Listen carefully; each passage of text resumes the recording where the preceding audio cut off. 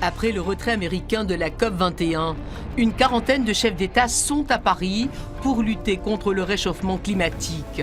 Première victime, les Outre-mer, avec une hausse du niveau de la mer. Dans le Pacifique, par exemple à Tuvalu, on est à plus 55 cm sur le dernier siècle. En Polynésie française, on est à peu près à plus 30 cm.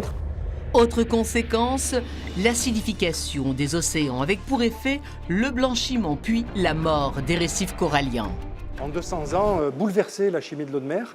On a augmenté son acidité de 30%, on va la doubler ou la tripler d'ici 2100. On a augmenté la température de près de 1 degré. Et donc tout ça, ça fait un cocktail qui est absolument dramatique pour certains écosystèmes, notamment les récifs coralliens. Les indispensables coraux pourront-ils s'adapter à ces bouleversements ? Si certains scientifiques parlent d'une 6e extinction de biodiversité, une réduction des émissions de CO2 peut infléchir ce scénario catastrophe.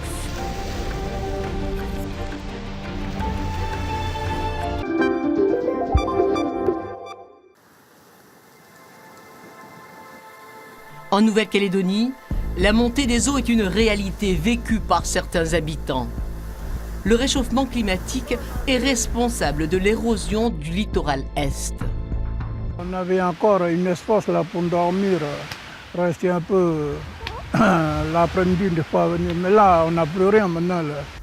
3 mètres de littoral disparus en 3 ans. Située à 10 mètres de l'océan, la maison sera gagnée par la mer dans 10 ans. Plutôt qu'un renforcement des berges, certains préconisent de déplacer le village. Au lieu de mettre de l'argent pour renforcer les berges, on va plutôt déplacer les gens et mettre de l'argent pour qu'ils puissent s'installer en dehors des risques de la montée des eaux. Déjà, des habitants ont fait le choix de s'installer dans les hauteurs à cause du réchauffement climatique.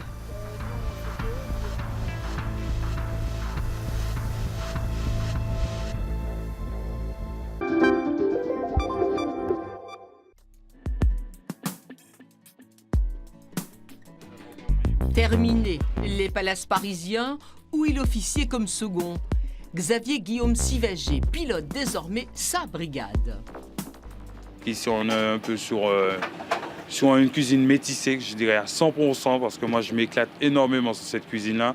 Même avec la cuisine française, je rajoute toujours du goût avec nos épices de chez nous. Membre de l'Académie de l'art culinaire du monde créole, le chef entend être un passeur. Si je peux donner aux jeunes tout ce que moi-même j'ai appris, la chance que j'ai d'aujourd'hui, c'est que mon plaisir. Paris réussi pour le patron. L'exotisme créole plaît. Le but, c'était de les emmener vers un petit métissage et de leur faire découvrir une cuisine tout en maintenant la partie française, mais d'ajouter une petite touche un peu créole, voyage, et de leur permettre de se détendre par le biais de cette alimentation. La gastronomie créole a désormais son ambassadeur. Il est excellent.